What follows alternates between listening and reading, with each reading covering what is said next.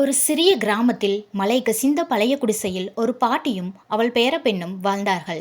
அந்த நாள் முழுக்க சாப்பாடு கிடைக்காமல் பசி வாட்டி கொண்டிருந்தது. இரவு வந்ததும் அவர்களிடம் இருந்தது ஒரே ஒரு ரொட்டிதான். பசி இருந்தாலும் பாட்டி மெதுவா சிரிச்சுக்கிட்டு, நீதான் சாப்பிடு, எனக்கு பசி இல்லமா அப்படின்னு சொன்னாங்க.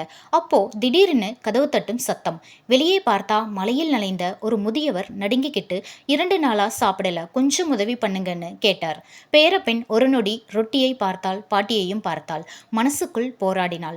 கடைசியில் அந்த ஒரே ஒரு ரொட்டியை அவருக்கு கொடுத்தாள். அவர் அமைதியா சாப்பிட்டு சின்ன சிரிப்புடன் இருளில் மறைந்தார். அந்த இரவு அவர்கள் பசியோடு தூங்கினாங்க. ஆனா மறுநாள் காலையில் ஒரு அதிசயம் காத்திருந்தது. உடைந்திருந்த குடிசை புதுசாக மாறியிருந்தது. வாசல் முன் நிறைய உணவுகளும் புதிய உடைகளும் வைத்திருந்தது. பேரப்பெண் ஆச்சரியமா வெளியே ஓடி பார்த்தாள். அந்த முதியவர் எங்கும் இல்லை. அங்கே ஒரே ஒரு சிறிய கடிதம் மட்டும் இருந்தது. நல்ல மனசு எப்போதும் பசியோடு இருக்காதுன்னு எழுதப்பட்டிருந்தது. அதை பார்த்த பாட்டி கண்ணீர் மல்க சிரிச்சாங்க. ஏன்னா அது சாதாரண மனிதர் இல்லை, அவர்களின் நல்ல மனசை சோதிக்க வந்த கடவுளின் வரம் என்று இருந்தது.